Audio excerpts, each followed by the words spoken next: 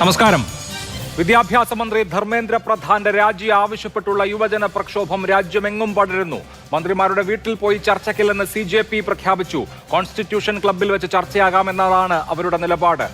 പ്രധാൻ രാജിവെച്ചിട്ട് മതി പാർലമെന്റിലെ ചർച്ചയെന്ന് കോൺഗ്രസ് പറയുന്നു. 152 ചോദ്യപേപ്പറുകളാണ് ചോർന്നതെന്ന് പ്രതിപക്ഷ നേതാവ് രാഹുൽ ഗാന്ധി വാർത്താ സമ്മേളനത്തിൽ ആരോപിച്ചു.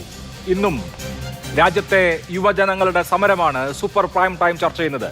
BJPക്ക് വേണ്ടി ശ്രീ B ഗോപാലകൃഷ്ണൻ, കോൺഗ്രസിന് വേണ്ടി ശ്രീ ജിൻഡോ ജോൺ, CPIMന് വേണ്ടി ഡൽഹിയിൽ നിന്ന് V ശിവദാസൻ രാജ്യസഭാ MP, ആം ആദ്മി പാർട്ടിയുടെ വിനോദ് മാത്യു വിൽസൺ എന്നിവരാണ് നേരിട്ട് ചർച്ചയിൽ പങ്കെടുക്കുന്നത്. മറ്റുള്ളവരെ ടെലിഫോൺ ലൈനിൽ പ്രതീക്ഷിക്കുകയും ചെയ്യുന്നു. ആദ്യം ശ്രീ ജിൻഡോ ജോൺ, കോക്രോച്ച് ജനതാ പാർട്ടിയുടെ നേതൃത്വത്തിൽ രാജ്യത്തെ യുവാക്കൾ ആരംഭിച്ച സമരമാണ്. ഇന്നിപ്പോൾ പ്രതിപക്ഷ നേതാവ് രാഹുൽ ഗാന്ധി വാർത്താ സമ്മേളനം നടത്തി 152 ചോദ്യപേപ്പറുകൾ ചോർന്നതിനെ കുറിച്ച് വിശദീകരിക്കുകയും മറ്റുമൊക്കെ ചെയ്തു. ഈ സമരം രാഷ്ട്രീയമായി കോൺഗ്രസ് ടേക്ക് ഓവർ ചെയ്യുകയാണോ? അഭിലാഷ്, ഇത് സമരം കോൺഗ്രസ് രാഷ്ട്രീയമായിട്ട് ടേക്ക് ഓവർ ചെയ്യുന്നതിൻ്റെ ഒരു കാര്യമല്ല. അങ്ങനെ ചെയ്യുന്നുമില്ല. കാരണം ഈ സമരം ഈ രാജ്യത്തെ സാധാരണക്കാരായിട്ടുള്ള കുട്ടികളുടെ ഭാവിയുമായി ബന്ധപ്പെട്ട വിഷയമാണ്. കൃത്യമായി കോൺഗ്രസ് ഇക്കാര്യത്തിൽ നേരത്തെ തന്നെ നിലപാട് വ്യക്തമാക്കിയിട്ടുള്ളതാണ്. നീറ്റ് ചോദ്യപേപ്പർ ചോർച്ചയ്ക്ക് ശേഷം നിരവധിയായിട്ടുള്ള വിഷയങ്ങൾ ഉന്നയിച്ച് ഇക്കാര്യത്തിൽ അഭിപ്രായം പറഞ്ഞിട്ടുള്ളതാണ്. അതിനുശേഷം സുപ്രീം കോടതി ചീഫ് ജസ്റ്റിസിൻ്റെ ഭാഗത്ത് നിന്ന് വന്ന നിരുത്തരവാദപരമായിട്ടുള്ള ഒരു പരാമർശത്തെ തുടർന്ന് കോക്രോച്ച് ജനതാ പാർട്ടി എന്നുള്ള സോഷ്യൽ മീഡിയ പ്ലാറ്റ്ഫോം രൂപീകരിക്കപ്പെടുകയും അതിനുശേഷം നീറ്റ് ചോദ്യപേപ്പർ ചോർച്ചയുമായി ബന്ധപ്പെട്ട വിഷയം അവർ ഏറ്റെടുക്കുകയും അത് വേറൊരു തലത്തിലേക്ക് ആ സമരത്തെ കൊണ്ടുവരാനും പറ്റിയിട്ടുണ്ട്. ആ സമരം ഒരു ഘട്ടം കഴിയുമ്പോൾ ഈ രാജ്യത്തെ പ്രതിപക്ഷ രാഷ്ട്രീയ കക്ഷികളുടെ കൂടി പരസ്യ പിന്തുണയോടുകൂടി തന്നെ മുന്നോട്ട് പോകണമെന്ന് വിലയിരുത്തിക്കൊണ്ടാണ് ഇന്ത്യ മുന്നണിയിലെ ഘടകകക്ഷികളായിട്ടുള്ള ഓരോ പാർട്ടിയും ഓരോ ദിവസവും രംഗത്ത് വന്നുകൊണ്ടിരിക്കുന്നത്. ഇത് കൃത്യമായിട്ട് ഇതിനു മുമ്പ് ആദ്യമേ തന്നെ കോൺഗ്രസ് പാർട്ടി ഈ സമരവുമായി രംഗത്ത് വന്നിരുന്നു. ഇതിനെ പിന്തുണച്ചിരുന്നെങ്കിൽ കോക്രോച്ച് ജനതാ പാർട്ടി കോൺഗ്രസ് പാർട്ടിയുടെ ഒരു പൊളിറ്റിക്കൽ പ്രോജക്റ്റ് ആണെന്നുള്ള ഇത്രയും കാലം ഇവർ ഓരോ സമരത്തെയും തുരങ്കം വയ്ക്കാൻ വേണ്ടി പറഞ്ഞുകൊണ്ടിരുന്ന അതിന് സമാനമായ ആരോപണം നിലനിൽക്കുമായിരുന്നു. ഇപ്പോൾ അങ്ങനെ പറയാൻ പറ്റില്ല. കോക്രോച്ച് ജനതാ പാർട്ടി കൃത്യമായി അവരുടെ രാഷ്ട്രീയം വെച്ചുകൊണ്ട് അവർ സമരം തുടങ്ങി. സോനം വാങ്ചുക്കിന്റെ നിരാഹാര സമരം നടന്നു. അതിനുശേഷം ആ സമരത്തെയൊക്കെ കേന്ദ്ര സർക്കാർ എങ്ങനെയാണ് അടിച്ചമർത്തിയതെന്ന് രാജ്യം കണ്ടു. ഓരോ പ്രതിപക്ഷ രാഷ്ട്രീയ കക്ഷികളും കൃത്യമായിട്ട് ആ കറക്റ്റ് സമയത്ത് തന്നെ കോക്രോച്ച് ജനതാ പാർട്ടിയുടെയും ഈ വിദ്യാർത്ഥി യുവജന മുന്നേറ്റത്തിന്റെയും പിന്നിൽ അണിനിരന്നുകൊണ്ട് പിന്തുണ പ്രഖ്യാപിക്കുന്ന സാഹചര്യം വന്നു. ഇന്നലെ രാജ്യത്തിന്റെ പ്രതിപക്ഷ നേതാവ് രാഹുൽ ഗാന്ധി തന്നെ തെരുവിൽ സമരം ചെയ്യുന്ന സാഹചര്യം വന്നു. അതിന് കാരണം എന്താണ്? 2 ദിവസമായി പാർലമെന്റ് സമ്മേളനം നടന്നിട്ടും ഈ വിഷയം ഉന്നയിച്ച് ഈ കാര്യത്തിൽ ഉത്തരം പറയാൻ രാജ്യത്തിന്റെ പ്രധാനമന്ത്രിയും വിദ്യാഭ്യാസ മന്ത്രിയും ഒക്കെ ഉത്തരം പറയണമെന്നല്ല, അതിനു മുമ്പ് ഈ പ്രശ്നത്തിൽ ചോദ്യങ്ങൾ ഉന്നയിക്കാനുള്ള അവകാശം തരണമെന്ന് ആവശ്യപ്പെട്ടിട്ട് പോലും സ്പീക്കർ ഉൾപ്പെടെയുള്ള ആളുകൾ, ഉപരാഷ്ട്രപതി ഉൾപ്പെടെയുള്ള ആളുകൾ രാജ്യസഭയിൽ നിന്നും ലോക്സഭയിൽ നിന്നും ഒളിച്ചോടുന്ന സാഹചര്യം വന്നപ്പോഴാണ് രാഹുൽ ഗാന്ധിയുടെ നേതൃത്വത്തിൽ, പ്രതിപക്ഷ നേതാവിന്റെ നേതൃത്വത്തിൽ പ്രധാനമന്ത്രിയുടെ വീട്ടുപടിക്കൽ പോയി സമരം ചെയ്യേണ്ടി വന്നത്. രാഹുൽ ഗാന്ധിയുടെ സർജിക്കൽ സ്ട്രൈക്കിൽ അടിമുടി വിറച്ച് ഒളിവിൽ പോയ പ്രധാനമന്ത്രിയാണ് നമുക്ക് കാണാൻ കഴിഞ്ഞത്. ആ ഘട്ടത്തോടു കൂടി കൃത്യമായിട്ട് ഇത് മറ്റൊരു തരത്തിൽ പറഞ്ഞാൽ കർഷക സമരത്തിന് ശേഷം ഈ രാജ്യത്തെ മുഴുവൻ മനുഷ്യരെയും നേരിട്ട് ബാധിക്കുന്ന രീതിയിൽ, അവർക്ക് ഓരോരുത്തർക്കും നേരിട്ട് ഫീൽ ചെയ്യുന്ന രീതിയിലായിട്ട് ഒരു പ്രതിപക്ഷ സമരമായിട്ട് ഇതിന് വളരാൻ സാധിച്ചു എന്നാണ് നമ്മൾ വിചാരിക്കുന്നത്. ഇപ്പോഴും ഒളിവിൽ കഴിയുന്ന നരേന്ദ്രമോദിയുടെ ഉത്തരമാണ് നമുക്ക് വേണ്ടത്. ശരി, ശ്രീ വിനോദ് മാത്യു, ഇതൊരു വലിയ മൂവ്മെന്റായി പരിണമിക്കും എന്ന് പ്രതീക്ഷിക്കണോ? ഇന്ന് രാജ്യത്ത് പലയിടങ്ങളിലും സമരമുണ്ടായി എന്ന് മാത്രമല്ല, ഡൽഹിയിൽ ജന്തർ മന്ദറിൽ സമരമിരിക്കുന്ന വിദ്യാർത്ഥികൾക്കും യുവജനങ്ങൾക്കും വേണ്ടി നാടിൻ്റെ നാനാഭാഗങ്ങളിൽ നിന്ന് അവർ ഭക്ഷണം കഴിച്ചോട്ടെ എന്ന് കരുതി ഓൺലൈൻ പ്ലാറ്റ്ഫോമുകളിൽ സ്വിഗ്ഗിയിലും സൊമാറ്റോയിലും ഒക്കെ ആളുകൾ ഫുഡ് ഓർഡർ ചെയ്യുകയാണ്. ജനങ്ങളുടെ അല്ലെങ്കിൽ സമൂഹത്തിൻ്റെ മനസാക്ഷി ഈ സമരത്തിനൊപ്പം ഉണ്ട് എന്ന് തോന്നുന്നു. ഇതിനേതെങ്കിലും ഒരു പ്രത്യേക ചാപ്പകുത്തി കഴിഞ്ഞ സമരങ്ങളെയൊക്കെ ചെയ്തത് മാതിരി അടിച്ചമർത്തുകയും സാധ്യമല്ല. ഇതൊരു മൂവ്മെന്റായി പരിണമിക്കുമോ?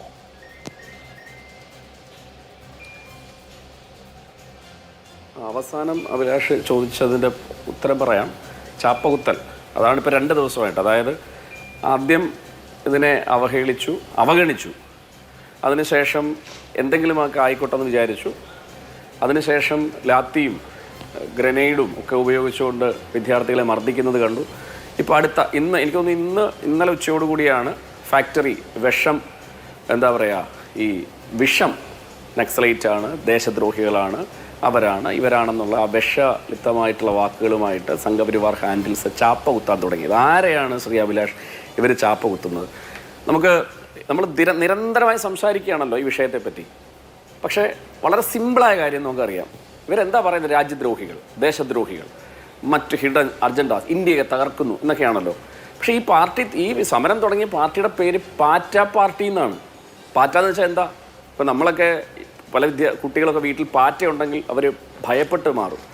അതായത് നമ്മുടെയൊക്കെ വീടുകളിൽ ഏറ്റവും ഒരുപക്ഷെ വീട്ടിൽ പല്ലി പാറ്റ എന്നൊക്കെ പറഞ്ഞാൽ വളരെ നികൃഷ്ടമായിട്ട് കാണുന്നൊരു സാധനമാണ്. അപ്പം സ്വയം പാറ്റയെന്ന് വിളിച്ചുകൊണ്ടാണ് അവർ വന്നത്.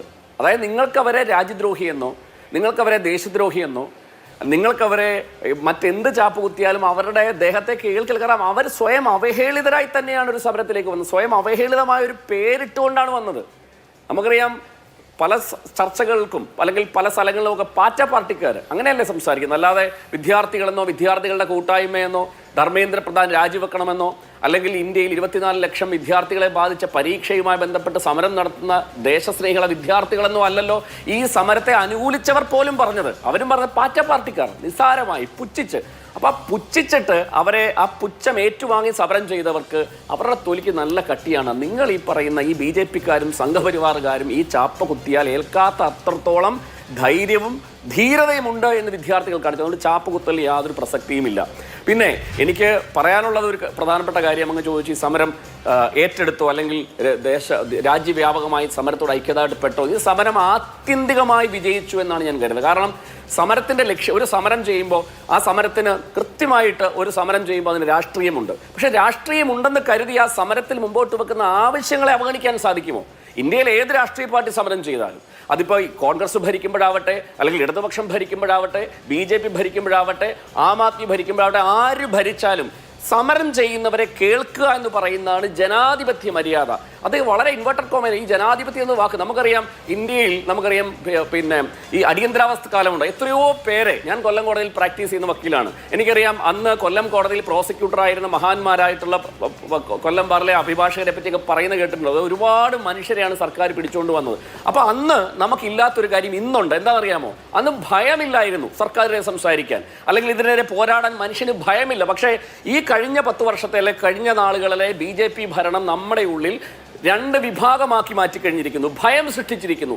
ആ ഭയം ഞങ്ങൾക്കില്ല എന്ന് ഈ വിദ്യാർത്ഥികൾ പറഞ്ഞു എന്നുള്ളതാണ് ഈ സമരത്തിൻ്റെ ആത്യന്തികമായ വിജയം. അതായത് നിങ്ങൾ ഗ്രനേഡ് എറിഞ്ഞാലും ബോംബ് എറിഞ്ഞാലും നിങ്ങൾ തല്ലിയാലും ആ പോലീസ് ഫാറ്റൻ ടാങ്കിൻ്റെ മുമ്പിൽ നെഞ്ചും വിരിച്ച് നിൽക്കും. നിങ്ങളിനി കേസെടുത്താലും രാജ്യദ്രോഹിയാക്കിയാലും ചാപ്പ കുത്തിയാലും ഞങ്ങൾക്ക് ഭയമില്ല എന്ന് അടിയന്തരാവസ്ഥ കാലത്ത് സമരം ചെയ്ത ധീര മനുഷ്യരെ പോലെ ബ്രിട്ടീഷുകാരുടെ തോക്കിൻ്റെ മുമ്പിൽ ഈ നെഞ്ചും വിരിച്ചുന്ന ധീരരായിട്ടുള്ള സ്വാതന്ത്ര്യ സമര പോരാളികളെ പോലെ ഇന്ത്യയിലെ യുവത്വം ചിന്തിക്കുന്നു എന്നുള്ളതാണ് സംഘപരിവാർക്ക് പറ്റിയ അബദ്ധം, ദീർഘവീക്ഷണമില്ലായ്മ. ഈ സമരം ഇവർ അവഹേളിച്ച് അല്ലെങ്കിൽ അവഗണിച്ച് തീർക്കാമെന്ന കരുതിടത്തു നിന്ന് ഈ രാജ്യവ്യാപകമായി അല്ലെങ്കിൽ പാറ്റ പാർട്ടി എന്നതിലുപരിയായി. ശരി, തീർച്ചയായിട്ടും ഞാൻ താങ്കളിലേക്ക് മടങ്ങിയെത്താം. ഇപ്പോൾ സോനം വാങ്ചുക്കിനെ കാണാൻ പോയ MP-മാരെ മേദാന്ത ആശുപത്രിയിലേക്ക് പ്രവേശിപ്പിച്ചിട്ടില്ല, അവരെ തടഞ്ഞിരിക്കുകയാണ്. അതിൽ A റഹീം MP യുമുണ്ട്.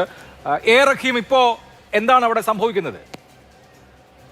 ഈ രാജ്യത്ത് അടിയന്തരാവസ്ഥയാണോ എന്ന് സംശയം തോന്നുന്ന വിധമാണ് കാര്യങ്ങൾ നീങ്ങുന്നത്. ഒരു ഹോസ്പിറ്റലിലാണ്. കോടതി ഉത്തരവിന്റെ നഗ്നമായ ലംഘനമാണ് ഇപ്പോൾ ഈ കാണിക്കുന്നത്. കോടതി ഉത്തരവിൽ തന്നെ വ്യക്തമായി പറയുന്നത് സോനം വാങ്ചുക് ഇല്ലീഗൽ ഡിറ്റൻഷനിലല്ല, ഒരു തരത്തിലുള്ള ഡിറ്റൻഷനിലും ആകരുത്. അദ്ദേഹം ഹോസ്പിറ്റലിലാണ്. Is under treatment, not detention. പക്ഷേ ഇത് ഒരു ഡീറ്റെയിൻ ചെയ്തിരിക്കുകയാണ് എന്ന് തോന്നുന്ന വിധം, തടവിൽ വെച്ചിരിക്കുകയാണെന്ന് തോന്നുന്ന വിധം ഞങ്ങളെ കാണാൻ അനുവദിക്കുന്നില്ല. വലിയ പോലീസ് ബാരിക്കേഡുകൾ തീർത്ത് ഞങ്ങളെ തടയുകയാണ്. പോലീസാണോ തടയുന്നത് അതോ ആശുപത്രി അധികൃതർ ആശുപത്രിക്കകത്തേക്ക് കയറരുതെന്ന് പറയാം? പോലീസ് കമ്മീഷണറുടെ നേതൃത്വത്തിൽ ഒരു 100 കണക്കിന് പോലീസുകാർ ബാരിക്കേഡ് വെച്ച് ഹോസ്പിറ്റൽ ഗേറ്റിൽ 14 MP-മാരെ തടയുകയാണ്. ഈ 14 MP-മാർ വന്നത് എങ്ങനെയാണ്? 51 MP-മാർ ഒപ്പിട്ട ഒരു പത്രിക സോനം വാങ്ചുക്കിന് കൈമാറാനാണ് ഞങ്ങൾ വന്നത്. അതിൽ പരാമർശിക്കുന്നത് എന്താണ്? അത് ഈ രാജ്യത്തിന് അങ്ങയുടെ ജീവൻ വിലപ്പെട്ടതാണ്, അങ്ങ് ജീവൻ നഷ്ടപ്പെട്ടു പോകരുത്, വീണ്ടും പോരാട്ടത്തിൽ സജീവമാകാൻ അങ്ങ് ആരോഗ്യത്തോടെ തിരിച്ചു വരണം, അതുകൊണ്ട് അങ്ങ് ഈ ഫാസ്റ്റിംഗ്, ഇപ്പോഴും തുടരുന്ന ഫാസ്റ്റിംഗ് അങ്ങ് അവസാനിപ്പിച്ച് അങ്ങ് തിരിച്ചു വരണം എന്ന് പറഞ്ഞ വളരെ സതുദ്ദേശത്തോടെയുള്ള വളരെ ഡെമോക്രാറ്റിക് ആയിട്ടുള്ള ഒരു ഇടപെടലിന്റെ ഭാഗമായ 51 MP-മാർ വ്യത്യസ്ത പാർട്ടികളിൽ നിന്ന് CPM, ആം ആദ്മി പാർട്ടി, അതോടൊപ്പം തന്നെ BJD, RJD തുടങ്ങി വ്യത്യസ്ത പാർട്ടികൾ, DMK, നാഷണൽ കോൺഫറൻസ്, ഇങ്ങനെ വ്യത്യസ്ത പാർട്ടികളിലുള്ളവർ ഒപ്പിട്ട്, TMC ഉൾപ്പെടെ ഒപ്പിട്ട് ഒരു നിവേദനവുമായി ഞങ്ങൾ വന്നതാണ് അദ്ദേഹത്തെ കാണാൻ, അദ്ദേഹത്തോട് അഭ്യർത്ഥിക്കാൻ. അഭ്യർത്ഥന പത്രിക കൊടുക്കാൻ വേണ്ടി വന്നതാണ്. നിങ്ങളെ കാണാൻ അനുവദിക്കുന്നില്ല എന്ന് മാത്രമല്ല, ഈ 14 MP-മാരെ നിയമവിരുദ്ധമായി തടഞ്ഞു വെച്ചു. എന്ത് അധികാരമാണ് അവർക്കുള്ളത്?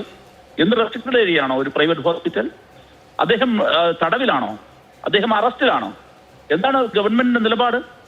ഒരു മാഗ്സസെ പുരസ്കാര ജേതാവ്, വയ്യാതെ കിടക്കുന്ന ഒരാൾ, അദ്ദേഹം ബുദ്ധിമുട്ടി നിൽക്കുന്ന ഒരാൾ, അദ്ദേഹത്തെ കാണാൻ വന്ന ഒരു എംപിമാരുടെ സംഘത്തെ ഇതുപോലെ വലിയ പോലീസ് വിന്യാസത്തിൽ തടയേണ്ട എന്ത് സാഹചര്യമാണ് ഇവിടെയുള്ളത്? അവസാനം ഗീതാഞ്ജലി, നിങ്ങൾക്കറിയാവുന്നതുപോലെ സോനം വാങ്ചുക്കിന്റെ ഭാര്യ പുറത്തേക്ക് വരാൻ അവസാനം ഞങ്ങൾ അവിടെ കുത്തിയിരുന്ന് പ്രതിഷേധം രേഖപ്പെടുന്ന സമയത്താണ് ഇവർ പോലീസ് പിന്നെ അതിന് തയ്യാറായത്. അവര് യഥാർത്ഥത്തിൽ വന്ന് ഞങ്ങളോട് അവർ മാപ്പിരക്കുകയാണ്. ഞങ്ങൾ പറഞ്ഞു അരുത്, നിങ്ങൾ ഞങ്ങളോട് മാപ്പ് പറയരുത്, അത് നിങ്ങൾക്കുണ്ടായ ബുദ്ധിമുട്ടിൽ ഞങ്ങൾ മാപ്പ് പറയുന്നു എന്നാണ് അവർ പറയുന്നത്. ഞങ്ങൾ അങ്ങനെ പറയരുത്. എന്നിട്ട് അവർ പറയുകയാണ് ഇത് കോടതി ഉത്തരവിന്റെ ലംഘനമാണ്, ഞങ്ങളെ എന്തിനാണ് ഡിറ്റൻഷനിൽ വെച്ചിരിക്കുകയാണോ, എന്തുകൊണ്ടാണ് ഇതുപോലെ പോലീസ് ബന്ദോബസ്ത്? ഇതൊരു വലിയ പ്രതിസന്ധി. ഇങ്ങനെ ഒരു പ്രതിസന്ധി എന്തിനാണ്? പോലീസുമായി സംസാരിക്കുന്നുണ്ടോ ശ്രീ എ റഹീം? അവിടെ സമരത്തിലാണോ നിങ്ങൾ? അല്ല, ഇപ്പോൾ ഞാൻ നിങ്ങളോട് ഇപ്പോൾ സംസാരിച്ചുകൊണ്ടിരിക്കുന്ന നിമിഷത്തിൽ ഇപ്പോൾ ആ സമരം അവസാനിക്കുകയാണ്. ഞങ്ങളുടെ പ്രതിഷേധം അവസാനിപ്പിച്ച നിമിഷത്തിലാണ് താങ്കൾ ഈ വിളിക്കുന്നത്. ഓക്കെ. ഇത്രയും നേരവും മണിക്കൂറുകളോളം ഞങ്ങളെ തടഞ്ഞു വെക്കുകയും ഞങ്ങളവിടെ കുത്തിയിരുന്ന് പ്രതിഷേധിക്കുകയും ഏറ്റവും ഒടുവിൽ ഈ ഗീതാഞ്ജലിയെ കാണാനൊരുക്കി ഗീതാഞ്ജലി ഞങ്ങളടുത്തേക്ക് വന്നു. മാധ്യമങ്ങളുടെ മുമ്പിൽ വെച്ച് എന്റെ ഗീതാഞ്ജലിയുമായി ഞങ്ങൾ സംസാരിച്ചു. ഗീതാഞ്ജലി ഞങ്ങളുടെ നിവേദനം ഏറ്റുവാങ്ങി സോനത്തിന് കൈമാറാമെന്ന് പറഞ്ഞു. ഇതെല്ലാമാണ് സംഭവിച്ചത്. ഞാൻ പറഞ്ഞത് എന്തുകൊണ്ടാണ് ഹോസ്പിറ്റലിൽ ഇത്രയും വലിയൊരു പോലീസ് വിന്യാസമിട്ട് എംപിമാരെ തടയുന്നത്? സോനം വാങ്ചുക്കിനെ ഞങ്ങൾ കണ്ടാലുള്ള കുഴപ്പം എന്താണ്? സോനം വാങ്ചുക്കിനെ തടവിൽ വെക്കേണ്ട കാര്യം എന്താണ്?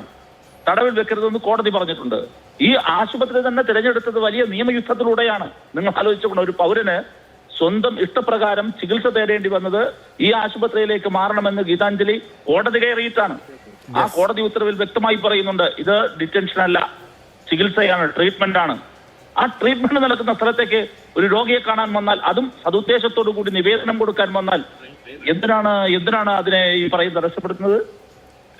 അപ്പോൾ അതുകൊണ്ട് ഒരു തരത്തിലും ഇതിനോട് നീതീകരിക്കാനായില്ല. അങ്ങേറ്റം അപലപനീയമായ കാര്യമാണ് ബേതാത്ത ഹോസ്പിറ്റലിന്റെ മുന്നിൽ നടന്നത്. ശരി, വളരെ നന്ദി ശ്രീ എ റഹീം. കേരളത്തിൽ നിന്നുള്ള എ റഹീം അടക്കമുള്ള 14 MP-മാരെ മേദാന്ത ആശുപത്രിക്കകത്തേക്ക് കടക്കാൻ സമ്മതിച്ചില്ല.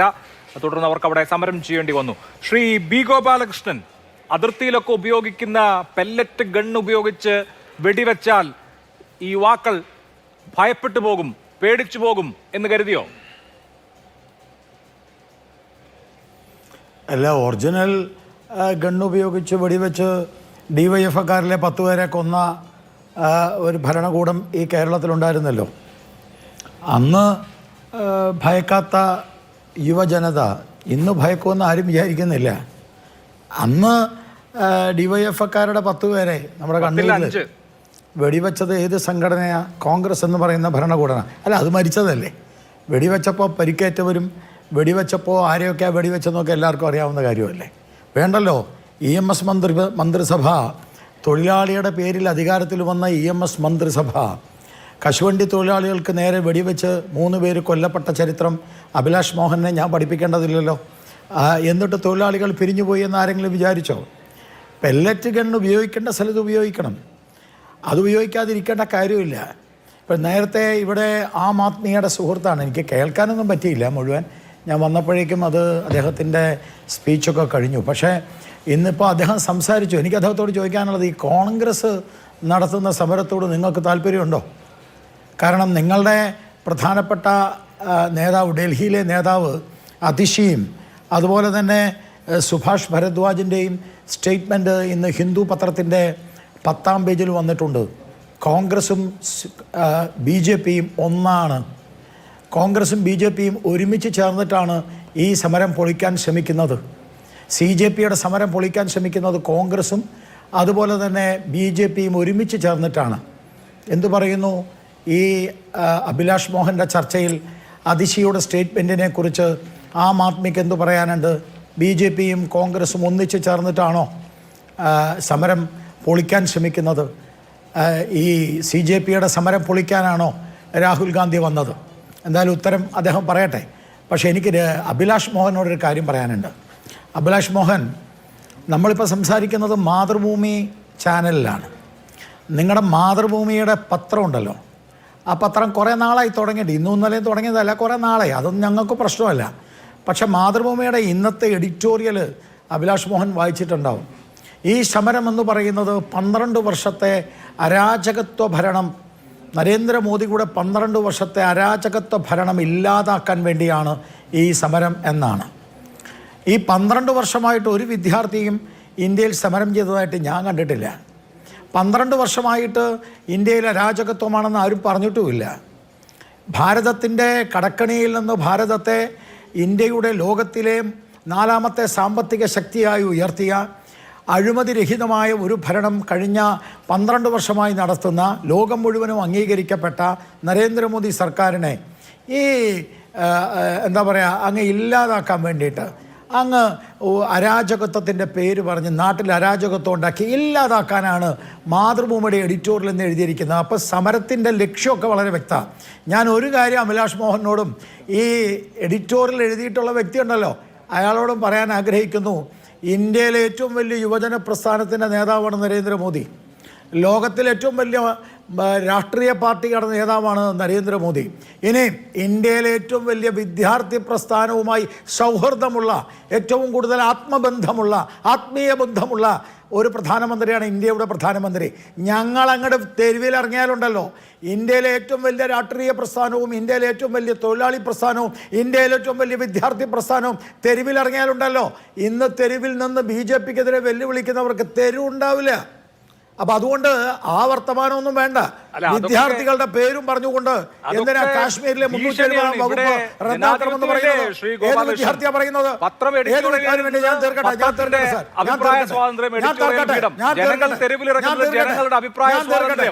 ഞങ്ങൾക്കാണ് വലിപ്പം, ഞങ്ങൾക്കാണ് ശക്തി, ബാക്കി തെരുവിലിറങ്ങുന്ന ആളുകളെയൊക്കെ അങ്ങ് നിഷ്കാസനം ചെയ്ത് പറയാം. അത്രേ ഉള്ളൂ.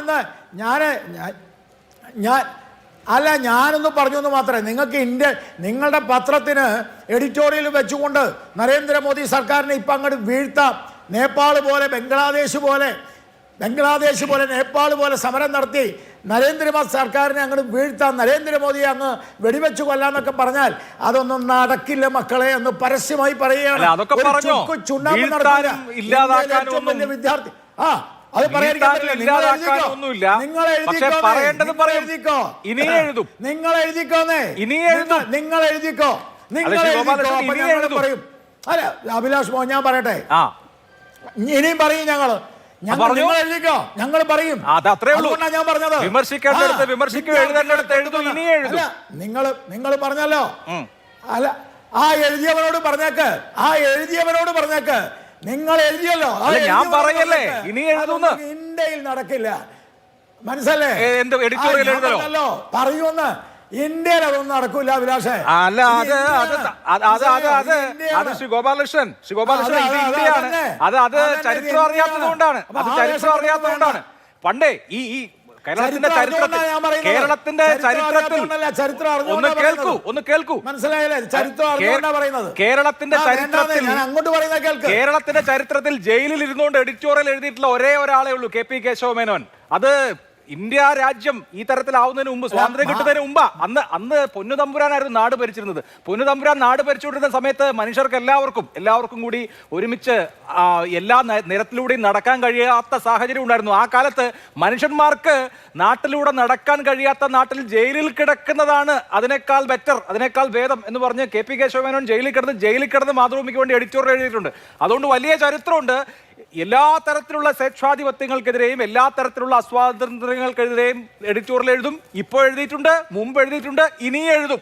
അക്കാര്യത്തിൽ പ്രത്യേകിച്ച് ഇനി നമ്മൾ തമ്മിൽ തർക്കിക്കേണ്ട കാര്യമില്ലല്ലോ. ഇപ്പോഴത്തെ കാര്യത്തിൽ ഈ കുട്ടികളുടെ സമരം അവസാനിപ്പിക്കുന്നതിനെ കുറിച്ച് എന്തെങ്കിലും പറ. നടക്കുവോ? പറ്റുവോ? അല്ല, താങ്കൾ പറഞ്ഞല്ലോ, ഞാൻ മിണ്ടാതിരുന്ന് കേട്ടുവല്ലോ. അപ്പൊ ഒരു കാര്യം കൂടി ഞാൻ അങ്ങ് പറഞ്ഞോട്ടെ. ഈ KP കേശവ മേനോൻ, ഞാനൊന്ന് പറഞ്ഞോട്ടെ. KP കേശവ മേനോന്റെ പാരമ്പര്യം മാതൃഭൂമി എന്ന് പറഞ്ഞു ഈ രാജ്യത്തുണ്ടായിരുന്നു. പക്ഷെ ഇന്നത്തെ പാരമ്പര്യം KP കേശവ മേനോന്റെ പാരമ്പര്യമല്ല, രാഷ്ട്രീയ പാരമ്പര്യമാണ്. ഇല്ലാതാക്കാനുള്ള രാഷ്ട്രീയ പാരമ്പര്യത്തിന് അതുകൊണ്ട് ഞങ്ങൾ എതിർക്കും. അതുകൊണ്ട് ഞങ്ങൾ അതിനെ ശക്തമായി അതിനെതിരെ വിമർശിക്കും. അത്രേ ഉള്ളൂ. അതുപോലെ ഞാൻ പറഞ്ഞോട്ടെ, എന്നോടും കൂടി ഒന്ന് പറയാൻ അനുവദിക്കണം. താങ്കൾ പറഞ്ഞിട്ട് അതുകൊണ്ടാണ് ആ മറുപടിയിലാണ് ഞാൻ പറഞ്ഞത്. ഇന്ത്യയിലെ ഏറ്റവും വലിയ യുവജന പ്രസ്ഥാനം, ഇന്ത്യയിലെ ഏറ്റവും വലിയ വിദ്യാർത്ഥി പ്രസ്ഥാനം, ഇന്ത്യയിലെ ഏറ്റവും വലിയ തൊഴിലാളി പ്രസ്ഥാനം, അങ്ങനെയുള്ള പ്രസ്ഥാനത്തിൻ്റെ നേതാവാണ് നരേന്ദ്രമോദി. ഒരു ദിവസം നരേന്ദ്രമോദിയെ നേപ്പാൾ പോലെ ബംഗ്ലാദേശ് പോലെ അങ്ങനെ ഇല്ലാണ്ടാക്കാന്ന് വിചാരിച്ചാൽ അത് നടക്കൂല. ചുക്കും നടക്കൂല. ഇറങ്ങിയാൽ ഇന്ന് തെരുവിലുള്ളവർക്ക് തെരുവുണ്ടാവില്ല. തെരുവിലുള്ളവർക്ക് തെരുവുണ്ടാവില്ല. പിന്നെ ഞാനത് പറഞ്ഞു ഞാൻ നിർത്തി. ഞാൻ വിദ്യാർത്ഥി നിങ്ങളുടെ വിദ്യാർത്ഥി സമരത്തേക്ക് പറയാം. വിദ്യാർത്ഥികളുടെ സമരമാണോ? വിദ്യാർത്ഥികളുടെ സമരം തന്നെയാണോ അവിടെ നടക്കുന്നത്? എനിക്ക് ചെറിയ അത്ഭുതം. എനിക്ക് വളരെ കൃത്യമായിട്ടുള്ള ചില ഇൻഫർമേഷൻസും ഇപ്പോഴത്തെ പുതിയ ചില വെളിപ്പെടുത്തലുകളും വെളിയിൽ വന്നിട്ടുണ്ട്. ഈ വിദ്യാർത്ഥി പ്രക്ഷോഭം, ഞാൻ ഒന്നാമത് ചോദിക്കുക, ഇവിടെ വന്നിട്ടുള്ള അഭിലാഷ് മോഹൻ അടക്കം ഈ വിദ്യാർത്ഥി പ്രക്ഷോഭം എന്തിനാണ്? ഞാൻ ഇതിന്റെ ഒരു കാരണം ഒന്ന് പറഞ്ഞു. ധർമ്മേന്ദ്ര പ്രധാൻ രാജിവെക്കാൻ നീറ്റ് എക്സാമുമായി ബന്ധപ്പെട്ട് നീറ്റ് എക്സാം കുളമായി 2 തവണ നടത്തേണ്ടി വന്നു. രാജ്യത്ത് 23 വിദ്യാർത്ഥികൾ ആത്മഹത്യ ചെയ്തു. CBSE പരീക്ഷ കുളമായി. CBSEയുടെ 12ാം ക്ലാസ് മൂല്യനിർണ്ണയം നാശമായി. അങ്ങനെ ഈ രാജ്യത്തിന്റെ ചരിത്രത്തിൽ തന്നെ വിദ്യാഭ്യാസ മേഖല കുളം തോണ്ടി. അപ്പൊ അതിനൊരാൾ അക്കൗണ്ടബിൾ ആവണ്ടേ? ഒരാൾ അതിന്റെ ഉത്തരവാദിത്വം ഏറ്റെടുക്കണ്ടേ? അതിന്റെ ഉത്തരവാദിത്വം ഏറ്റെടുത്തുകൊണ്ട് വിദ്യാഭ്യാസ മന്ത്രി രാജിവെക്കണം. അത്രേ ഉള്ളൂ. അപ്പൊ ഞാനൊന്ന് മറുപടി പറഞ്ഞോട്ടെ. ഈ മെയ് മാസം 3-ാം തീയതി ഒന്നാമത്തെ മറുപടി എന്ന് പറയുന്നത്, ഈ നീറ്റ് അടക്കമുള്ള എക്സാമിനേഷൻ ഇന്ത്യയിൽ കഴിഞ്ഞ 20 വർഷമായിട്ട് എത്രയോ പ്രാവശ്യം നീറ്റ് അല്ലെങ്കിലും നീറ്റുമായി തത്തുല്യമായി ബന്ധപ്പെട്ട പല പരീക്ഷകളിലും ഇതുപോലെ കാര്യങ്ങളൊക്കെ സംഭവിച്ചിട്ടുണ്ട്. ഇതുപോലെ കാര്യങ്ങൾ സംഭവിച്ചപ്പോഴൊന്നും ഇത്തരം സമരങ്ങളോ ധർമ്മേന്ദ്ര പ്രധാൻ രാജിവെക്കാനോ ഒന്നും അല്ലെങ്കിൽ മന്ത്രിമാർ രാജിവെക്കണമെന്നൊന്നും ആരും അന്ന് പറഞ്ഞ് വലിയ ബഹളമൊന്നും വെച്ചിട്ടില്ല. നീറ്റ് പരീക്ഷ 154 തവണ പേപ്പർ ലീക്കായി. മനുഷ്യർക്ക് സഹനശക്തിയില്ലേ? ഞങ്ങൾ ഇടയ്ക്കിടയ്ക്ക് പേപ്പർ ലീക്കാക്കാറുണ്ട്. പിന്നെ ഇപ്പൊ ലീക്കായാൽ മാത്രം എന്താ കുഴപ്പമെന്നാണോ? അല്ല, ഞാൻ പറയുന്നത് കേൾപ്പിക്കില്ല എന്നുള്ള വാശി. അങ്ങ് പറയുന്നതും കേൾക്കുന്നുണ്ട്, ഞാൻ പറയുന്നതും കേൾക്കുന്നുണ്ട്. നിങ്ങൾ എന്നെ കൊണ്ടത് അല്ല, ഇടയ്ക്ക് എന്താ പറയുക, ഞാൻ പറഞ്ഞതിന് ശേഷം താങ്കൾ പറയും. അപ്പോഴല്ലേ അതൊരു സുഖം. നിങ്ങളുടെ കയ്യിലാണ് മൈക്ക്. അപ്പം ഞാൻ പറയുന്നത് പിന്നെ നാട്ടുകാർ കേൾക്കൂല. എൻ്റെ ചങ്ങാതി കഴിഞ്ഞ 20 വർഷമായിട്ട് എത്രയോ തവണ ലീക്കുണ്ടായി. ഈ ഇപ്പം കഴിഞ്ഞ PSC തെരഞ്ഞെടുപ്പ് കേരളത്തിൽ PSCയുടെ പരീക്ഷയുമായി ബന്ധപ്പെട്ട് ലീക്ക് ഉണ്ടായില്ലേ? കർണാടകയിൽ ഉണ്ടായില്ലേ? നോൺ കോൺഗ്രസ് ഗവൺമെൻറ്സിൻ്റെ 182 പ്രാവശ്യം ഇന്ന് അത് ദേശീയ മാധ്യമം വെളിയിൽ വിട്ടിട്ടുണ്ട്. 182 പ്രാവശ്യമാണ്. ഇപ്പം 146 പറഞ്ഞത്. 182 പ്രാവശ്യം നോൺ BJP ഗവൺമെൻറ്റിൻ്റെ ഭാഗത്തു നിന്ന് ക്വസ്റ്റ്യൻ പേപ്പർ ലീക്ക് ഉണ്ടായിട്ടുണ്ട്. 1 ലക്ഷത്തിൽ കൂടുതൽ വിദ്യാർത്ഥികൾക്ക് അത് ബാധമായിട്ടുണ്ട്. ഇത് പറഞ്ഞതൊന്നും BJP ഒന്നും അല്ല, ടൈംസ് നൗ ആണ് ഇന്ന് പറഞ്ഞിരിക്കുന്നത്. ഇനി ഞാനൊന്ന് തിരിച്ചു പറയുകയാണ്. ശരിയാണ്, ഞാനതിനെ നിഷേധിക്കില്ല. നീറ്റ് പരീക്ഷയിൽ ഒരിക്കലും സംഭവിക്കാൻ പാടില്ലാത്തത് സംഭവിച്ചു. അതിന് ഇവിടുത്തെ വിദ്യാഭ്യാസ മന്ത്രി ധർമ്മേന്ദ്ര പ്രധാൻ നീറ്റിലെ വിദ്യാർത്ഥികളോട് മാപ്പ് പറഞ്ഞു. ആരാണ്? മെയ് 3-ാം തീയതിയാണ്. അഭിലാഷ് മോഹൻ ഇതൊന്ന് ദൈവത്തെ ഓർത്ത് ഇടയിൽ ഇടപെടാതെ ഒന്ന് കേൾക്കണം. മെയ് മാസം 3-ാം തീയതിയാണ് പരീക്ഷ ഉണ്ടായത്. മെയ് 4-ാം തീയതി ആ പരീക്ഷ സംഘടിപ്പിച്ച ആ സംഘടന തന്നെ വളരെ കൃത്യമായി തന്നെ പറഞ്ഞു, ചെറിയ പ്രോബ്ലം ഉണ്ടായിട്ടുണ്ട്. NTA അവർ തന്നെ പറഞ്ഞു ഇഷ്യൂ ഉണ്ടായിട്ടുണ്ട്.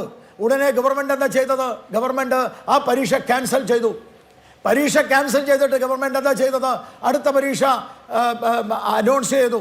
അടുത്ത പരീക്ഷ ജൂൺ 21-ാം തീയതി അടുത്ത പരീക്ഷ വന്നു. ആ ജൂൺ 21-ാം തീയതിയിലെ അടുത്ത പരീക്ഷയിൽ പരസ്യമായി ഇവിടുത്തെ നീറ്റ് വിദ്യാർത്ഥികളോട് ധർമ്മേന്ദ്ര പ്രധാൻ മാപ്പ് പറഞ്ഞു. എന്നിട്ട് ജൂൺ 21-ാം തീയതി അദ്ദേഹത്തിൻ്റെ അടുത്ത പരീക്ഷ നീറ്റ് പരീക്ഷ നടന്നു. വിദ്യാർത്ഥികൾ ഏതാണ്ട് ലക്ഷക്കണക്കിന് വിദ്യാർത്ഥികൾ അഡ്മിഷൻ എടുത്ത് മുന്നോട്ട് പോവുകയാണ്. NEET matter is over. അതോടുകൂടി നീറ്റ് മാറ്റർ കഴിഞ്ഞു. ഇനി അത് വിരോധമില്ല. വിദ്യാർത്ഥികൾക്ക് സമരം ചെയ്യണോ? സമരം ചെയ്യാം. ധർമ്മേന്ദ്ര പ്രധാൻ രാജിവെക്കണോ? രാജിവെക്കട്ടെ. ആ രാജിവെക്കാൻ വേണ്ടി സമരം ചെയ്യണോ? ചെയ്യാം. സോനം വാങ്ചുങ് വന്ന് സമരത്തിനിരുന്നു. 21 ദിവസം അല്ലെങ്കിൽ 22 ദിവസം അദ്ദേഹം നിരാഹാരവുമായി സമരം ചെയ്തു. ഒരാളും തല്ലിയില്ല, ഒരാളും അടിച്ചില്ല. ഞാൻ കഴിഞ്ഞ നിർത്തി. ഒരാൾ തല്ലിയില്ല, ഒരു ഗവൺമെൻറ്റും ഇഷ്യൂ ഉണ്ടാക്കിയില്ല. സോനം വാങ്ചുങ്ങുമായിട്ടോ അല്ലെങ്കിൽ അവിടെ ഏതെങ്കിലും ആളുകളുമായിട്ട് തർക്കമുണ്ടായില്ല. അദ്ദേഹത്തിൻ്റെ സമരം ജന്തർ മന്ദറിൽ നടന്നു. പക്ഷെ കഴിഞ്ഞ ദിവസം ഉണ്ടായ സമരവും ആ സമരവും തമ്മിൽ ബന്ധപ്പെടുത്താൻ പറ്റില്ല. 118 പോലീസുകാരെയാണ് സാർ ആക്രമിച്ചിരിക്കുന്നത്. എന്താ പോലീസുകാരെ ആക്രമിച്ച പോലീസുകാർ ഉമ്മ വെക്കുവോ?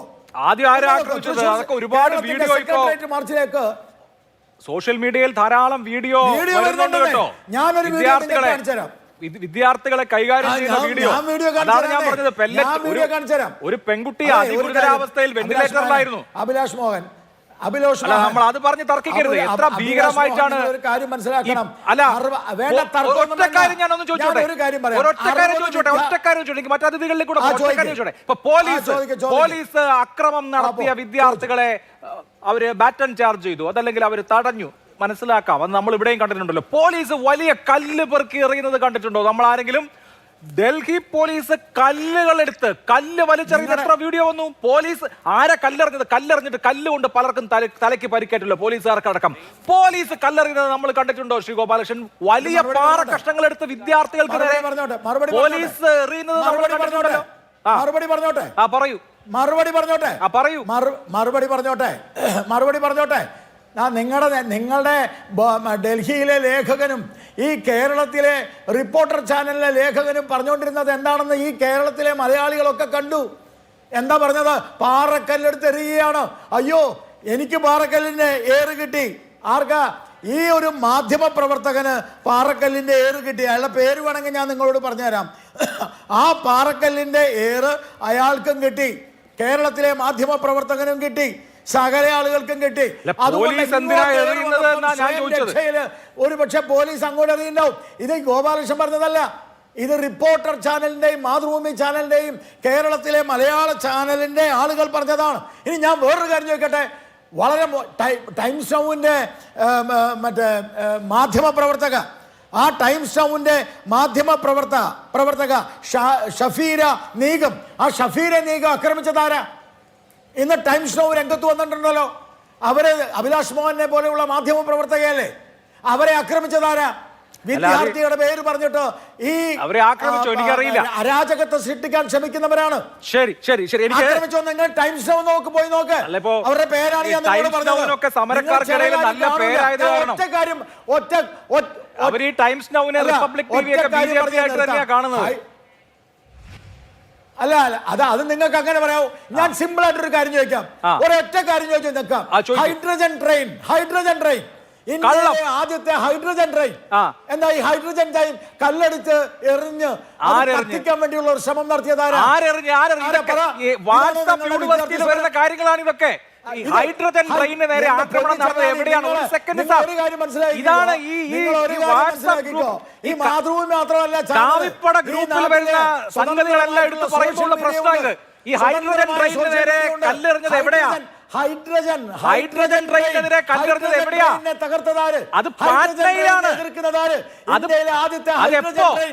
ഹൈഡ്രജൻ ട്രെയിനിന് നേരെ ഒരു സെക്കൻഡ് സാർ, അതൊന്നും ഡൽഹിയിലെ സമരവുമായി ബന്ധപ്പെട്ട് നടന്നതല്ല. അക്രമം അഴിച്ചുവിടാൻ ഡൽഹിയിലെ സമരവുമായി ബന്ധപ്പെട്ട് നടന്നതല്ല ഈ ഹൈഡ്രജൻ ട്രെയിനിന്റെ ആക്രമണം.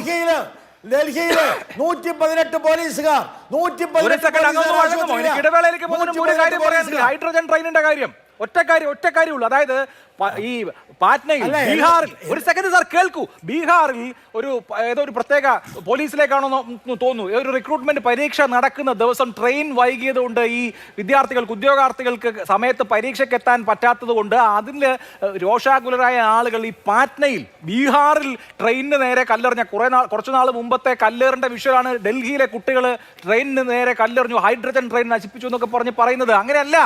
ഡൽഹിയിലെ സമരം ചെയ്ത വിദ്യാർത്ഥികൾ ഹൈഡ്രജൻ ട്രെയിനിന് നേരെ ആക്രമണം നടത്തിയിട്ടില്ല. അത് ബീഹാറിൽ കുറച്ചു ദിവസം മുമ്പ് നടന്ന കാര്യമാണ്. തികച്ചും വ്യത്യസ്തമായ സാഹചര്യത്തിലാണ് സംഭവം ഉണ്ടായിട്ടുള്ളത്. തികച്ചും വ്യത്യസ്തമായ സാഹചര്യത്തിൽ 63 വാഹനങ്ങളാണ് തകർത്തത്. ഹൈഡ്രജൻ ട്രെയിനില്ലേ 63 വാഹനങ്ങളാണ് ഡൽഹിയിൽ തകർത്തിരിക്കുന്നത്. അഭിലാഷ് മോഹൻ, പോലീസ് തന്നെ തകർക്കുന്ന വിഷയമുണ്ട്. പോലീസ് രാത്രി കൊണ്ട് കണ്ണാടി കുത്തിപ്പൊട്ടിക്കുന്ന വിഷയമുണ്ട്. പോലീസ് രാത്രി കൊണ്ട് കണ്ണാടി കുത്തിപ്പൊട്ടിക്കുന്ന വിഷയമുണ്ട്. സാധാരണക്കാരുടെയും 63 വാഹനങ്ങളാണ് തകർത്തത്. 63 വാഹനം ആര് തകർത്തു? അതൊക്കെ അന്വേഷിക്കണം. അന്വേഷിച്ച് വന്നാൽ മനസ്സിലാവും. എനിക്കൊരു ഇടവേള അത്യാവശ്യമാണ്. ഇടവേളയ്ക്ക് ശേഷം ഞാൻ വരാം, നമുക്ക് തർക്കിക്കാം.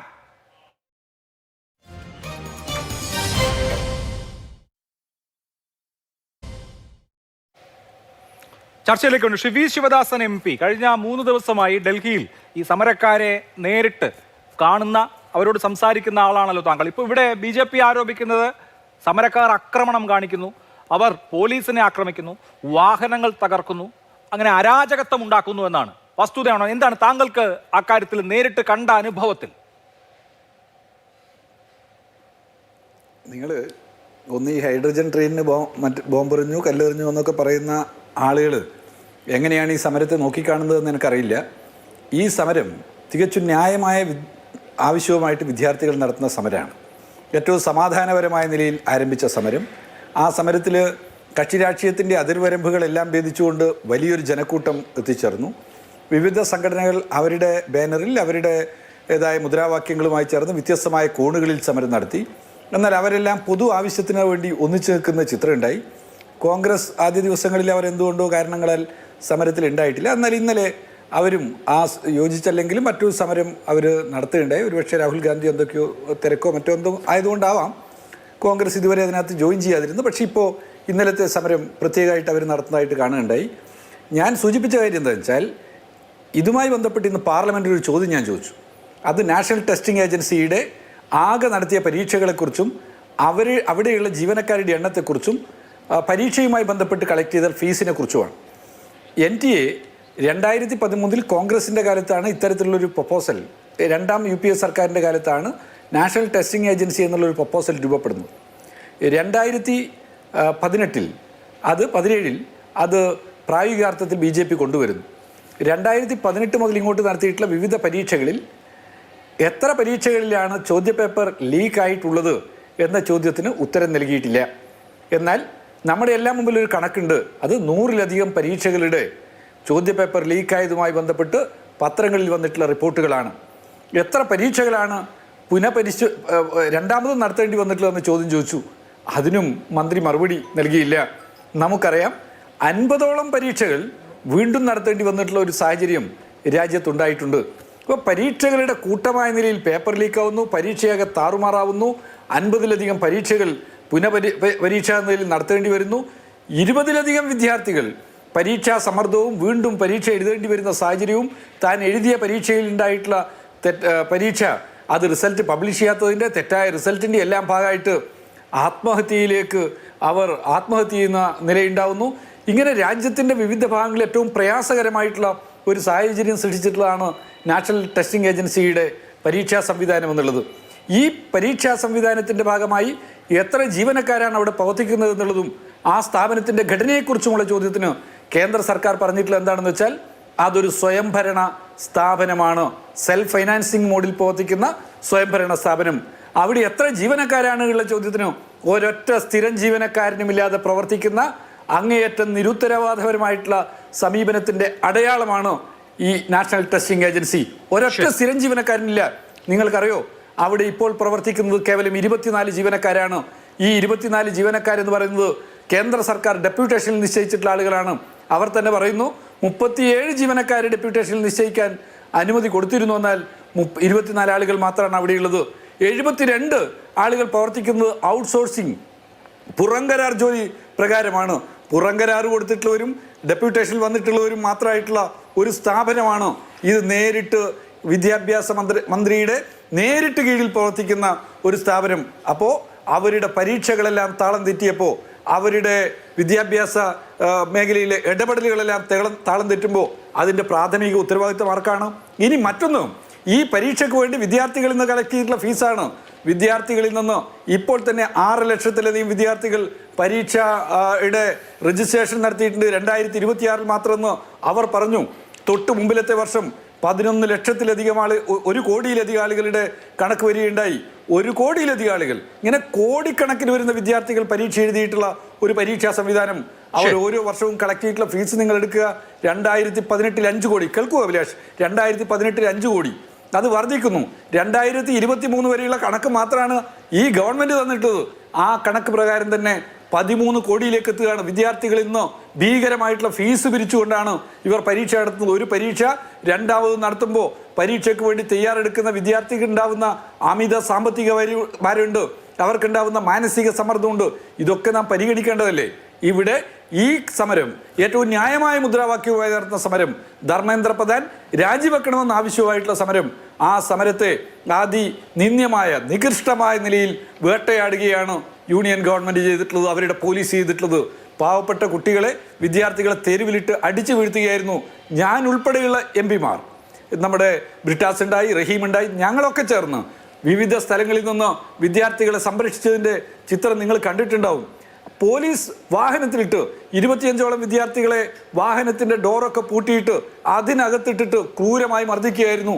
ആ ക്രൂരമായ മർദ്ദനം ഏറ്റുവാങ്ങിയ വിദ്യാർത്ഥികളെ ബഹളം വെച്ച് വാഹനത്തിൻ്റെ ഡോറ് തുറന്ന് ഞങ്ങൾക്ക് രക്ഷപ്പെടുത്തേണ്ടുന്ന സാഹചര്യം ഉണ്ടായി.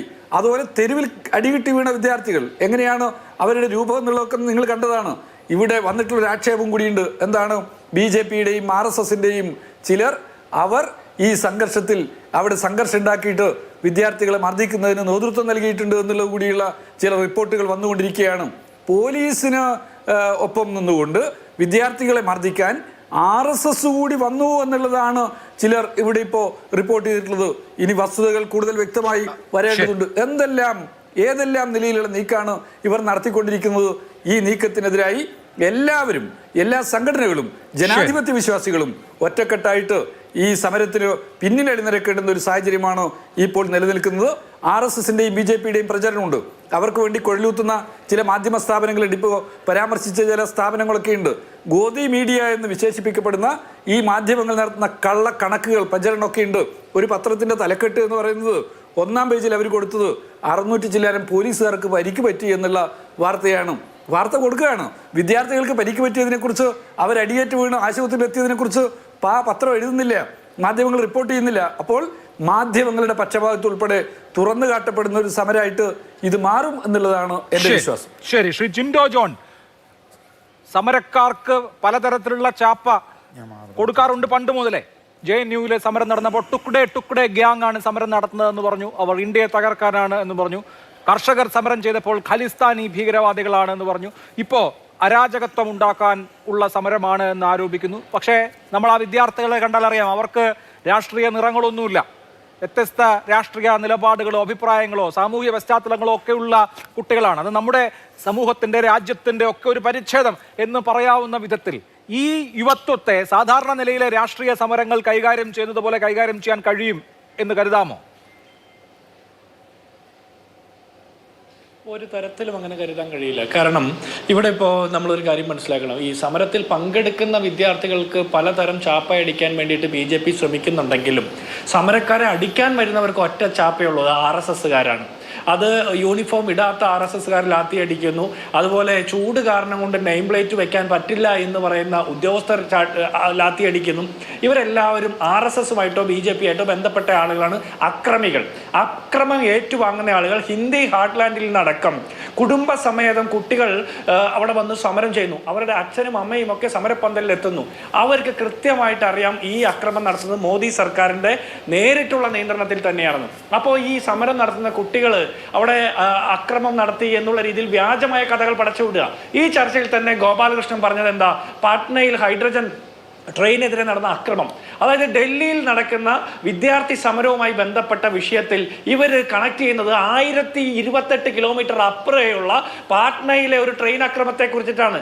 ഇതുപോലെ പരസ്യമായി നുണ പറയാൻ ഒരു ഉളുപ്പുമില്ലാത്തത് ഈ രാജ്യത്തെ സംഘപരിവാറുകാർ മാത്രമാണ് എന്നുള്ള കാര്യമാണ് നമുക്ക് ആദ്യമേ പറയേണ്ടത്. ഇവിടെ ടൊവിനോ തോമസിന്റെ വീടിന്റെ മുമ്പിൽ പോയി സമരം ചെയ്യുന്നു. മോഹൻലാലിന്റെ മകൾ വിസ്മയ്ക്കെതിരെ സൈബർ അറ്റാക്ക് ചെയ്യുന്നു. എന്താണ് ഇവിടെ പ്രശ്നം? ഈ പരീക്ഷ എഴുതിയ കുട്ടികളുടെ ആശങ്കയ്ക്ക് പരിഹാരമുണ്ടാക്കാൻ നരേന്ദ്രമോദി ഒന്ന് പത്രക്കാരെ കണ്ടാൽ പോരെ? അതിന് പകരം ടൊവിനോ തോമസിനെ ആക്രമിക്കുക, അല്ലെങ്കിൽ വിസ്മയെ സൈബർ അറ്റാക്ക് ചെയ്യുക. ഇതിലൊക്കെ ഭേദം നിങ്ങൾക്ക് തോൽവി സമ്മതിക്കുന്നതാണ്. നിങ്ങൾ പരാജയപ്പെട്ട് കഴിഞ്ഞു. ഇവിടെ ഗോപാലകൃഷ്ണൻ ചോദിച്ച ഒരു കാര്യമുണ്ട്, വിദ്യാർത്ഥി സമരമാണോ ഈ നടക്കുന്നത്, എന്തിനു വേണ്ടിയിട്ടുള്ള സമരമാണ് എന്നൊക്കെ. അത് വിദ്യാർത്ഥി സമരമാണോ എന്ന് മനസ്സിലാക്കണമെങ്കിൽ ഒന്ന് വിദ്യാലയത്തിൽ പോകണം, രണ്ട് വിദ്യാലയത്തിൽ പോയി വിവരം കിട്ടിയാലും കാര്യമില്ല, നെറിവും ബോധവും തിരിച്ചറിവും വേണം. ഇതൊന്നും ഇല്ലാത്ത ആളുകൾ രാജ്യം ഭരിക്കുന്ന കാലത്ത് വിദ്യാർത്ഥികളെ കണ്ടാൽ തിരിച്ചറിയണമെന്നില്ല. വ്യാജ ഡിഗ്രിക്കാരൻ രാജ്യം ഭരിക്കുന്ന കാലത്ത് എന്ത് നീറ്റ്, എന്ത് വിദ്യാഭ്യാസം, ഒന്നുമില്ല. അപ്പോൾ ഇവർ പറയുന്നത് ഈ കഴിഞ്ഞ 12 വർഷക്കാലം ഒരു അരാജകത്വം ഉണ്ടായില്ലല്ലോ എന്ന്. സാറേ, അരാജകത്വം നടപ്പാക്കുന്ന ആളുകൾക്ക് അത് മനസ്സിലാവില്ല. 276 പരീക്ഷകളിൽ 158 പരീക്ഷകളുടെ ചോദ്യപേപ്പറുകൾ ചോരുന്നു.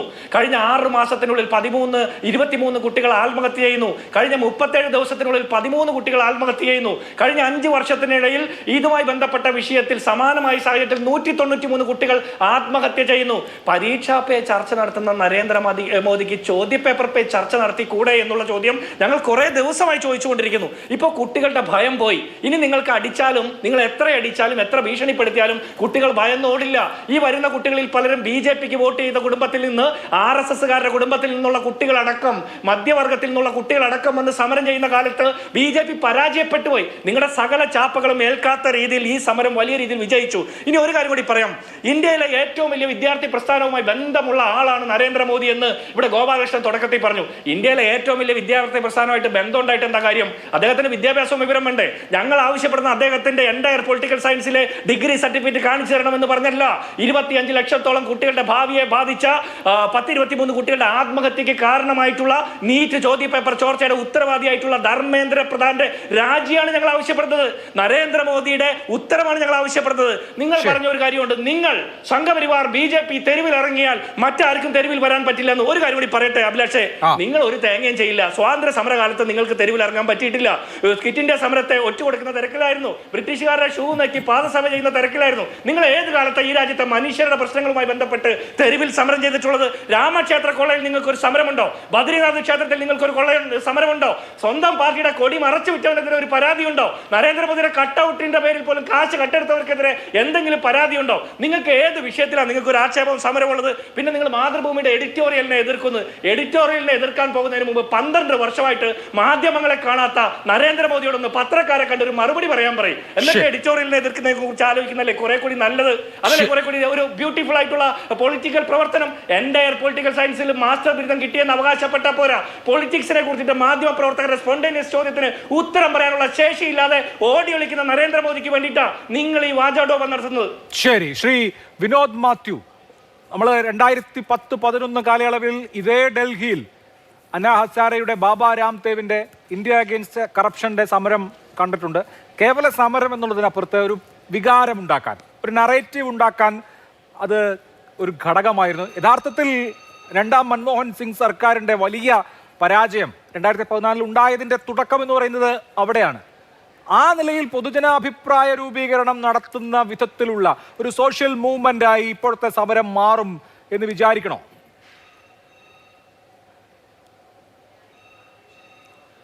മാറും എന്നല്ല, മാറിയിരിക്കുന്നു. അതുകൊണ്ടാണല്ലോ ഇന്ന് കേരളത്തിൽ തൊട്ടുമുമ്പ് സൂചിപ്പിച്ചില്ലേ, ഇപ്പോൾ മാതൃഭൂമിയിൽ എഴുതി കാണിക്കുന്നുണ്ട്, ടൊവിനോ തോമസിന്റെ വീടിന്റെ മുമ്പിൽ യുവമോർച്ച വായ് മൂടിക്കെട്ടി. അവിടേക്ക് എത്തിയില്ലേ? ഗ്രാമാന്തരങ്ങളിലെ മനുഷ്യർ ഇതിനെപ്പറ്റി സംസാരിക്കുന്നില്ലേ? എല്ലാവരും ഒരേ സ്വരത്തിൽ പറയുന്നത് എന്താണ്? ആ കുട്ടികളെ കേട്ടാൽ എന്താണ്? ഇത്രയല്ലേ ചോദിക്കുന്നുള്ളൂ. ഒറ്റ ചോദ്യം, വളരെ ഫോക്കസ്ഡ് അല്ലേ? അത് പറയാം, വിശദമായി തന്നെ പറയാം. പക്ഷേ ഈ മാതൃഭൂമിയുടെ ഈ പ്ലാറ്റ്ഫോമിൽ എനിക്ക് തൊട്ടു മുമ്പ് സംസാരിച്ച ഗോപാലകൃഷ്ണൻ സംസാരിച്ചൊരു വിഷയത്തിൽ അഭിപ്രായം പറഞ്ഞില്ല എങ്കിൽ, അത് വ്യക്തിപരമായ ആക്ഷേപം ഞാൻ ഒരു ഡിബേറ്റിലും ചെയ്യാറില്ല, പക്ഷേ ഈ വിഷയത്തിൽ പറഞ്ഞു പോയില്ല എങ്കിൽ എനിക്കൊരു സുഖം കിട്ടില്ല, മനസാക്ഷിക്ക് ഒരു സുഖം കിട്ടില്ല. അദ്ദേഹം ഇവിടെ ഒരു വീരവാദം പറഞ്ഞു, ഇന്ത്യയിലെ ഏറ്റവും വലിയ സംഘടന, ഞങ്ങൾ പ്രതിരോധിക്കും, ഞങ്ങൾ ഇറങ്ങിയാൽ തെരുവ് കാണില്ലെന്ന്.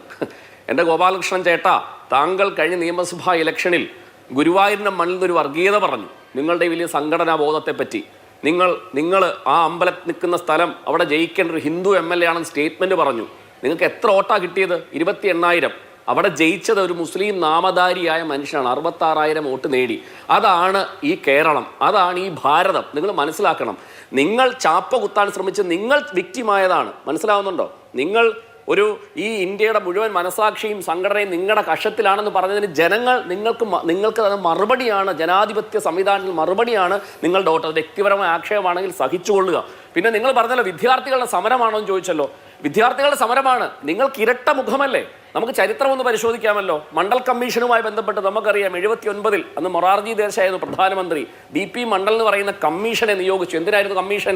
ഇന്ത്യയിൽ സാമൂഹ്യപരമായും പിന്നോക്കം നിൽക്കുന്ന, വിദ്യാഭ്യാസപരം പിന്നോക്കം നിൽക്കുന്ന മനുഷ്യർക്ക് OBC വിഭാഗത്തിന് കേന്ദ്ര സർവീസിൽ സംവരണം കൊടുക്കണമെന്നായിരുന്നു കമ്മീഷൻ. 80-ൽ VP സിംഗിന്റെ ഗവൺമെന്റ് സമയത്ത് ആ കമ്മീഷൻ റിപ്പോർട്ട് നടപ്പിലാക്കാൻ തുടങ്ങി.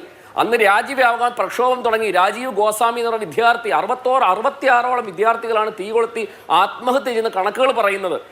ഡൽഹി യൂണിവേഴ്സിറ്റിയിൽ രാജീവ് ഗോസ്വാമി എന്ന് പറയുന്ന മനുഷ്യൻ മണ്ണെണ്ണയൊഴിച്ച് അദ്ദേഹം ആത്മാഹൂതിക്ക് ശ്രമിച്ചു. അന്ന് നിങ്ങൾ ആ വിദ്യാർത്ഥികൾക്കൊപ്പമായിരുന്നില്ലേ? അന്ന് ഗവൺമെന്റിനെതിരായിരുന്നില്ലേ? അന്നത്തെ പ്രതിഷേധങ്ങൾക്ക് നിങ്ങൾ ചുക്കാൻ പിടിച്ചതല്ലേ? അന്ന് വിദ്യാർത്ഥികളെ കേൾക്കണമെന്ന് പറഞ്ഞ ഗവൺമെന്റ് പാർട്ടിയല്ലേ നിങ്ങൾ?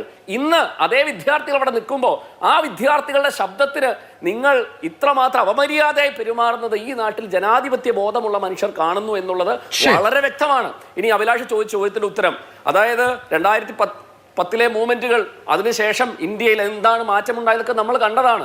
അപ്പൊ കഴിഞ്ഞ കാലങ്ങളിൽ പ്രത്യേകിച്ച് ഈ വിദ്യാർത്ഥികളും അഭിലാഷെ മനസ്സിലാക്കണം, ഈ നമ്മൾ പറഞ്ഞു പഴകിയതാണ്, എന്നാലും പറഞ്ഞു പോകാം. ഈ വിദ്യാർത്ഥികൾ അവിടെ വന്ന് നിൽക്കുന്ന വിദ്യാർത്ഥികൾക്ക് ഭയമില്ലാതായിരിക്കുന്നു. കാരണം അവരുടെ ജീവിതവുമായി ബന്ധപ്പെട്ടതാണ്. തീർച്ചയായിട്ടും ജീവിതഗന്ധിയായ പ്രശ്നങ്ങളിലാണ് ചില ആൾക്കാർ അവർ സമരം ചെയ്യുന്നത്. ശരി, ഓക്കെ. ശ്രീ ബി ഗോപാലകൃഷ്ണൻ, ഒരു കുട്ടി, ഒരു ചെറുപ്പക്കാരൻ പോലീസ് നിന്നടിക്കുമ്പോൾ മാരോ മാരോ എന്ന് പറഞ്ഞിട്ട് ഇങ്ങനെ നെഞ്ചു വിരിച്ച് ആ പോലീസുകാരുടെ മുമ്പിൽ നിൽക്കുന്ന ആ ദൃശ്യം താങ്കൾ ഒരുപക്ഷെ കണ്ടു കാണും. ആ ചെറുക്കന്റെ പേര് ഭാരത് എന്നാണ്, നമ്മുടെ രാജ്യത്തിന്റെ പേരാണ്. ഒരു തരത്തിലും നിങ്ങൾക്ക് ചാപ്പകുത്തി ഇല്ലാതാക്കാൻ കഴിയില്ല. ഇത് ഈ നാടിന്റെ, ഈ നാട്ടുകാരുടെ, ഈ നാട്ടിലെ യുവ സമൂഹത്തിന്റെ സമരമാണ് ഒന്നാമത്തെ വിഷയം. രണ്ടാമത്തേത് അഭിപ്രായം പറയാനുള്ള സ്വാതന്ത്ര്യം, സമരം ചെയ്യാനുള്ള സ്വാതന്ത്ര്യം, സമരത്തെ പിന്തുണയ്ക്കാനുള്ള സ്വാതന്ത്ര്യം, ഇതൊക്കെ എല്ലാവർക്കും ഉള്ളതല്ലേ? ഇത് നമ്മുടെ ജനാധിപത്യ രാഷ്ട്രമല്ലേ? നിങ്ങളും ഒരുപാട് സമരം ചെയ്തിട്ടുണ്ടല്ലോ. ടോവിനോ തോമസ് എന്ന് പറയുന്ന നമ്മുടെ നാട്ടിലെ അഭിനേതാവ്, അയാളുടെ അഭിപ്രായം പറയുന്നു, അത് അയാളുടെ ഇഷ്ടമല്ലേ?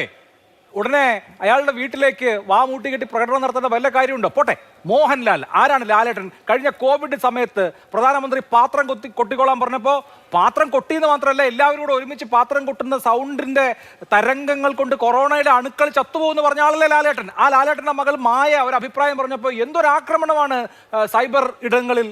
അങ്ങനെ ഞങ്ങളെക്കുറിച്ച് ആരും ഒന്നും പറയാനേ പാടില്ല. ഇതാണോ നിങ്ങളുടെ ജനാധിപത്യം? അഭിലാഷ് മോഹൻ, ജനാധിപത്യത്തിൽ സമരമാവാം, ജനാധിപത്യത്തിൽ വിമർശനമാകാം. ശരിയാണ്, ടൊവിനോൻ്റെ വിമർശനം, അദ്ദേഹം പറഞ്ഞ 2-3 കാര്യങ്ങൾ ശരിയല്ലാത്തത് കൊണ്ടായിരിക്കാം അദ്ദേഹം അവിടെ യുവമോർച്ച അങ്ങനെ ഒരു വിമർശനാത്മകമായിട്ടുള്ള ഒരു സമരം സംഘടിപ്പിച്ചത്.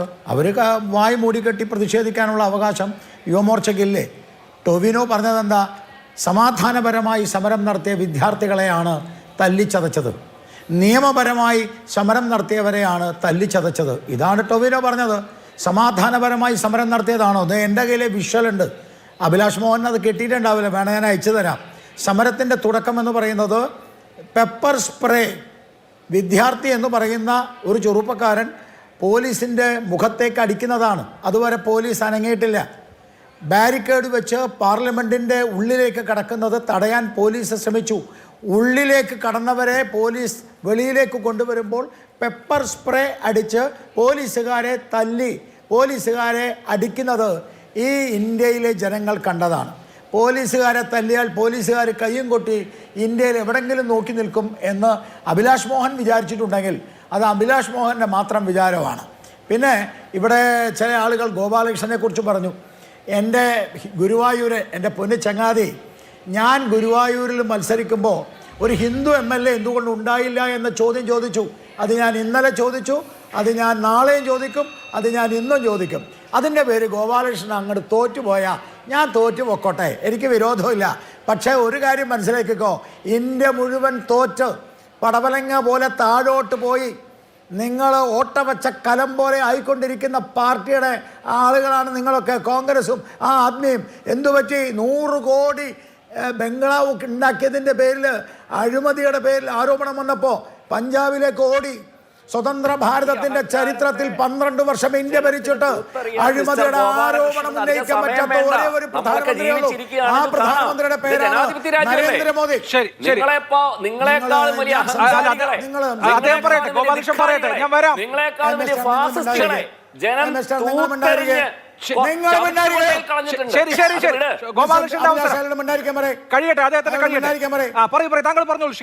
ഒരു മര്യാദ വേണോ? ഞങ്ങളൊക്കെ ഒരു ചർച്ചയിൽ വന്നിട്ട് എതിർഭാഗത്ത് വരുന്ന ആളുകൾ പറയുന്നത് മുഴുവൻ കേൾക്കും, എന്നിട്ട് മാന്യമായിട്ട് മറുപടി പറയും. ഇടയിൽ കയറി പറയുന്ന പരിപാടി ഞങ്ങൾക്കില്ല. അതുകൊണ്ട് നിങ്ങൾ മാന്യത കാണിക്കുക. അതുകൊണ്ട് ഗോപാൽ ഉണ്ടായിരിക്കണോ താൻ? ഞാൻ സംസാരിച്ച് തീർക്കട്ടെ. എന്നിട്ട് ഈ അതുകൊണ്ട് അതിന് ഗോപാലകൃഷ്ണൻ തോക്കാണ്, തോറ്റോട്ടെ. ഇന്ത്യ മുഴുവൻ തർക്കം വേണ്ട, പറഞ്ഞോളൂ. 3-ാം കട വർത്താനം. അല്ല, അപ്പോൾ അതുകൊണ്ട് അതൊന്നും വേണ്ട, എനിക്കതിലൊരു വിരോധവും ഇല്ല. അത് നാളെ ഞാൻ പറയും. ഈ കേരളത്തിലെ ഇടതുപക്ഷവും വലതുപക്ഷവും അടക്കമുള്ള ആളുകൾ പറയുന്നതുണ്ടല്ലോ, അവർ പറയുന്ന ഈ സൂഡോ സെക്യുലറിസത്തെ ഞങ്ങൾ ഉയർത്തി കാണിക്കും. ഒന്ന്. രണ്ടാമത്തെ കാര്യം, നരേന്ദ്രമോദിയെക്കുറിച്ചാണ് പറഞ്ഞത്. നരേന്ദ്രമോദിയുടെ വിദ്യാഭ്യാസത്തെക്കുറിച്ചാണ് കോൺഗ്രസ്സുകാരൻ പറഞ്ഞത്. നരേന്ദ്രമോദിയുടെ വിദ്യാഭ്യാസത്തെ പറ്റിയുള്ള ചർച്ച നമുക്ക് പിന്നാവാം. പക്ഷെ നരേന്ദ്രമോദിയുടെ രാജ്യസ്നേഹത്തെക്കുറിച്ച് ചർച്ച നിങ്ങൾ ചെയ്യേ. ചൈനയുടെ മുമ്പിൽ പോയി ചൈനയ്ക്ക് വേണ്ടി വിടുപണി ചെയ്യാൻ നിൽക്കുന്ന രാഹുൽ ഗാന്ധി, പാകിസ്ഥാൻകാരൻ്റെ കൂടെ ഒപ്പം ചേരാൻ താല്പര്യം കാണിക്കുന്ന രാഹുൽ ഗാന്ധി, പാവപ്പെട്ട ഇന്ത്യയിലെ സൈനികരെ വെടിവെച്ചപ്പോൾ അതിന് തെളിവ് ചോദിച്ച രാഹുൽ ഗാന്ധിയുടെ രാജ്യസ്നേഹമല്ല നരേന്ദ്രമോദിയുടെയും BJPയുടെയും. ഇന്ത്യയുടെ ഭൂമി പാകിസ്ഥാന് വിട്ടുകൊടുത്ത കോൺഗ്രസിന്റെ പാരമ്പര്യമല്ല. ചൈനയുടെ ചെമ്പട ഇരമ്പിക്കേറിയപ്പോൾ അരുണാചൽ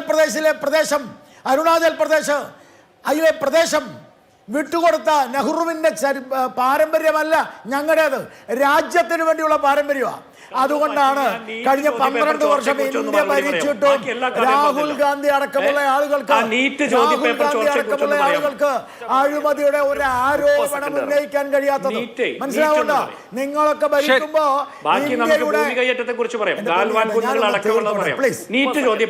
ഞാനൊന്ന് പറഞ്ഞോട്ടെ.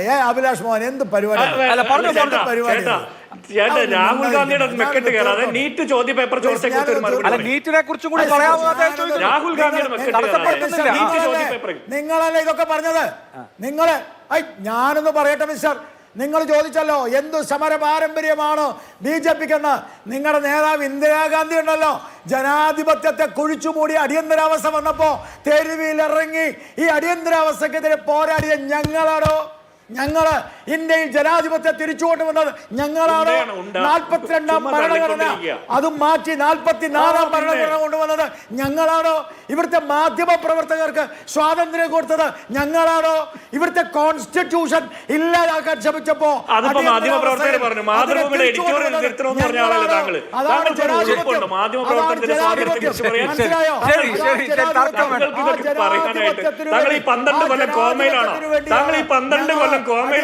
ഈ 12 കൊല്ലത്തെ കുറിച്ച് സംസാരിക്കാമോ? താങ്കൾ ഈ 12 കൊല്ലത്തെ കുറിച്ച് കോൺഗ്രസ് വരണ്ട, നിങ്ങൾ ആകാശവും വായുവും ഭൂമി കട്ട് തന്നവരാ. ശരി, നമ്മൾ വേറെ തർക്കം വേണ്ട, സമയം ഒരുപാടായി. കോൺഗ്രസിലെ സ്വന്തം പാർട്ടിയുടെ കട്ടൗട്ടും കൊടിയും കട്ട് മറിച്ചു വിറ്റ് തിന്നുന്ന ഞങ്ങളെ പഠിപ്പിക്കുന്നത്. ഒന്നാണാവില്ലേ? സ്വന്തം പാർട്ടിയുടെ കൊടിയെങ്കിലും കക്കാതിരുന്നൂടെ? സ്വന്തം പാർട്ടിയുടെ കട്ടൗട്ടും കൊടിയെങ്കിലും കട്ട് വിൽക്കാതിരുന്നൂടെ? ഗോപാലകൃഷ്ണ അതെങ്കിലും ഒന്ന് ചെയ്തൂടെ? ആകാശവും വായുവും ഭൂമിയും കത്ത അടിച്ചു പുറത്താക്കി. ശരി, ഓക്കെ, നമുക്കൊരു ഇടവേളയ്ക്ക് ശേഷം ഞാൻ മടങ്ങിയെത്താം. സമയം പോലെ ഇടവേളയ്ക്ക് ശേഷം ഞാൻ മടങ്ങി.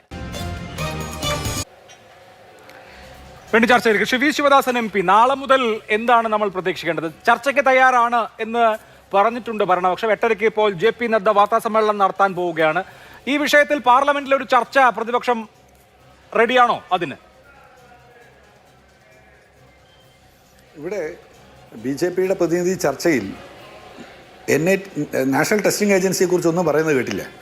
അദ്ദേഹം സ്വാതന്ത്ര്യ സമരത്തെക്കുറിച്ചും മറ്റു കുറേ വിഷയങ്ങളെക്കുറിച്ചും പറഞ്ഞു. പക്ഷേ നാഷണൽ ടെസ്റ്റിംഗ് ഏജൻസിയെക്കുറിച്ചും അതുമായി ബന്ധപ്പെട്ട് നടന്നിട്ടുള്ള പരീക്ഷകളെക്കുറിച്ചും പറയുന്നത് കേട്ടില്ല. ഡൽഹിയിൽ നടന്നിട്ടുള്ള അക്രമത്തിൻ്റെ പ്രാഥമിക ഉത്തരവാദിത്വം ആർക്കാണ് എന്നുള്ള കാര്യത്തിൽ നമുക്ക് ആർക്കും ഒരു തർക്കമില്ല. അത് യൂണിയൻ ഗവൺമെൻറ്റിനാണ്, വിദ്യാഭ്യാസ മന്ത്രാലയത്തിനാണ്, ഡൽഹി പോലീസിനാണ്. മൂന്നാമത്തെ കാര്യം, പാർലമെൻറ്റിൽ എന്ത് സ്റ്റാൻഡാണ് പ്രതിപക്ഷം ഉൾപ്പെടെ എടുക്കുക എന്നുള്ളതാണ്. ഇവിടെ ചർച്ചയല്ല പ്രധാനം. ചർച്ച നടത്താം, പക്ഷേ യൂണിയൻ ഗവൺമെൻറ് എടുക്കേണ്ട തീരുമാനമുണ്ട്. ഇതിന് ഈ ഉത്തരവാദിത്വം ഏറ്റെടുത്തുകൊണ്ട് വിദ്യാഭ്യാസ മന്ത്രി രാജിവെക്കുക, അല്ലെങ്കിൽ വിദ്യാഭ്യാസ മന്ത്രിയെ പ്രധാനമന്ത്രി പുറത്താക്കുക. രണ്ടിലേതെങ്കിലും ഒന്ന് ഒഴിച്ചുകൂടാൻ പറ്റാത്ത ഒന്നാണ്. മറ്റൊന്ന്, പാർലമെൻറ്റിനകത്ത് 267 അനുവദിച്ചുകൊണ്ട് ചർച്ച നടത്താനുള്ള അനുവാദം കൊടുക്കുക. ഇത് രണ്ടും വളരെ അത്യാവശ്യമായി നടപ്പിലാക്കേണ്ടുന്ന കാര്യങ്ങളാണ്. ഇവിടെ സമരം ചെയ്യുന്ന വിദ്യാർത്ഥികൾ, രാജ്യവ്യാപകമായ നിലയിൽ നടന്നുകൊണ്ടിരിക്കുന്ന ഒരു വിദ്യാർത്ഥി സമരം, ആ വിദ്യാർത്ഥി സമരത്തെ BJPയുടെ സർക്കാർ എല്ലായിടങ്ങളിലും ആക്രമിച്ച് തകർക്കാനാണ് ശ്രമിച്ചുകൊണ്ടിരിക്കുന്നത്. രണ്ട്, പരീക്ഷയുമായി ബന്ധപ്പെട്ട് NTA ബന്ധപ്പെട്ട് RSSൻ്റെയും BJPയുടെയും ഈ കോച്ചിങ് ക്ലാസ്സുകൾ, കോച്ചിങ് ക്യാമ്പുകൾ ഒക്കെ നടത്തുന്ന സ്ഥലങ്ങളിലാണ് പലയിടങ്ങളിലും NTA പരീക്ഷാ ചോദ്യപേപ്പറുകൾ ആദ്യം എത്തിയിരിക്കുന്നത് എന്നുള്ള വാർത്തകൾ നേരത്തെ ചിലർ റിപ്പോർട്ട് ചെയ്തിരുന്നു. അത് സംബന്ധിച്ച് പരിശോധിക്കേണ്ടുന്ന ഒരു വിഷയമാണ്. BJPയുടെ ഭരണകാലത്ത് വിദ്യാഭ്യാസ മേഖലയിലെ അഴിമതി മാത്രമല്ല, എല്ലായിടത്തും വലിയ നിലയിലുള്ള അഴിമതി ഉണ്ടായി. എന്തിനേറെ പറയുന്നു, അയോധ്യയിലെ ശ്രീരാമക്ഷേത്രത്തിലെ ഭണ്ഡാരം വരെ മോഷ്ടിച്ചു കൊണ്ടുപോകുന്ന സംഘമായിട്ട് ഇവരിൽ പലരും മാറി എന്നുള്ളത് കൂടിയാണ് നമ്മുടെ മുമ്പിലുള്ള ചിത്രം. ബദ്രീനാഥിലെ വാർത്ത വേറെ വരുന്നു. അപ്പോ ശ്രീരാമന്റെ പേരിൽ അധികാരത്തിൽ വന്ന ആളുകൾ ശ്രീരാമക്ഷേത്രത്തിന്റെ ധനം അപഹരിച്ചെടുക്കുന്നവരാണ് എങ്കിൽ ആ കൂട്ടർക്ക് മറ്റെവിടെ നിന്നെല്ലാം കൈയിട്ട് അതിനൊരു ഉത്തരം ആ കൂട്ടരിൽ നിന്നുണ്ടാവും. ഗോപാലകൃഷ്ണൻ, ധർമ്മേന്ദ്ര പ്രധാനെ രാജിവെപ്പിച്ച് തടി രക്ഷിക്കുന്നതല്ലേ നല്ലത്? ഒരൊറ്റ കാര്യം മാത്രമേ എനിക്ക് ചോദിക്കാനുള്ളൂ. ഇന്ന് ബഹുമാനപ്പെട്ട കിരൺ റിജ്ജു അടക്കമുള്ള ആളുകൾ രാഹുൽ ഗാന്ധിയുമായിട്ട് ചർച്ച ചെയ്തതിൻ്റെ അടിസ്ഥാനത്തിൽ പാർലമെന്റിൽ ചർച്ച ചെയ്യാമെന്ന് പറഞ്ഞു. ആ പാർലമെന്റിൽ ചർച്ച ചെയ്യാമെന്ന് പറഞ്ഞിട്ട് എന്തുകൊണ്ടാണ് പാർലമെന്റിൽ ചർച്ചയ്ക്ക് കോൺഗ്രസും അതുപോലെ കമ്മ്യൂണിസ്റ്റ് പാർട്ടിയും തയ്യാറാവാതിരുന്നത്? കാരണം അതാണല്ലോ ഹരീഷ് സാൽവെ ഇന്ന് ചൂണ്ടിക്കാണിച്ചത്. ഹരീഷ് സാൽവെ ബി ജെ പിക്കാരനല്ല. കോൺഗ്രസും കമ്മ്യൂണിസ്റ്റ് പാർട്ടിയും ചെയ്യുന്ന, പ്രതിപക്ഷം ചെയ്യുന്നത് തെറ്റാണ്. അത് ഗവൺമെന്റ് തയ്യാറായിട്ടും ഇവരെന്തുകൊണ്ട് ചർച്ച ചെയ്യുന്നില്ല എന്ന ചോദ്യമുണ്ട്. പാർലമെന്റിൽ ഹരീഷ് സാൽവെ പറഞ്ഞതാണ് എന്ന് പറഞ്ഞാൽ ചർച്ച നടത്താനല്ല, ഞങ്ങൾക്ക് ആദ്യം രാജിയാണ് ആവശ്യം. അപ്രധാനമായ വിഷയം, ചർച്ച വേണമെന്ന് ആദ്യം ആവശ്യപ്പെട്ടത് രാഹുൽ ഗാന്ധിയാ. ഈ ചങ്ങായിക്ക് ഒരു വിവരമില്ല. പാർലമെന്റിൽ ആദ്യം ചർച്ച വേണമെന്ന് പറഞ്ഞത് കോൺഗ്രസ് രാഹുൽ ഗാന്ധിയാണ് പറഞ്ഞത്. എല്ലാ പത്രവും ആ ചർച്ച വേണമെന്ന് പറഞ്ഞ ഘട്ടമൊക്കെ കഴിഞ്ഞു. സമരം വേറെ തലത്തിലെത്തി. നിങ്ങൾക്ക് ഇപ്പൊ ഈ രാജ്യത്തെ ഒരു കാര്യം നിങ്ങൾ അറിയുന്നില്ലേ? എന്തുകൊണ്ട് പാർലമെന്റിൽ ചർച്ചയ്ക്ക് തയ്യാറാവുന്നില്ല? ശരി ശരി ശരി എന്താ നിങ്ങൾ ഇന്നലെ അനുവദിക്കാതിരുന്നത്? ഇന്നലെ നിങ്ങൾ തയ്യാറാവാതിരുന്നത് എന്തുകൊണ്ടാണ്? കേൾക്കൂ ഗോപാലകൃഷ്ണൻ അങ്ങേപോലെ ബഹളം വെക്കുന്ന കാര്യം പരിശീലനത്തോടാണ്. 267 അനുസരിച്ചുള്ള ചർച്ച ഓടൊപ്പം മന്ത്രി രാജിവെക്കുകയും ചെയ്യണം എന്നുള്ളതാണ് പ്രതിപക്ഷം മുന്നോട്ട് വെച്ചിട്ടുള്ള ആവശ്യം. അത് ഞാൻ ഉൾപ്പെടെയുള്ളവർ, വിവിധ പാർട്ടികളിൽപ്പെട്ടവർ സഭാ സമ്മേളനം തുടങ്ങുന്നതിന്റെ തുടക്കത്തിൽ തന്നെ എഴുതി കൊടുത്തിട്ടുള്ള കാര്യവുമാണ്. അപ്പോൾ ആ നിലയിലായിരിക്കണം രാജ്യസഭയിലെ ലോകസഭയിലെ ചർച്ച എന്നുള്ളതാണ് ഞങ്ങളെല്ലാം ആഗ്രഹിക്കുന്നത്. ഭരണപക്ഷം സ്വാഭാവികമായി സമയം അവസാനിച്ചു. എന്തായാലും നാളെയും തുടരും ഈ സമരം എന്നുള്ള കാര്യത്തിൽ തർക്കമൊന്നുമില്ല. അപ്പോൾ അതുകൊണ്ട് നമുക്ക് വീണ്ടും ഇരിക്കാം നാളെ. വളരെ നന്ദി.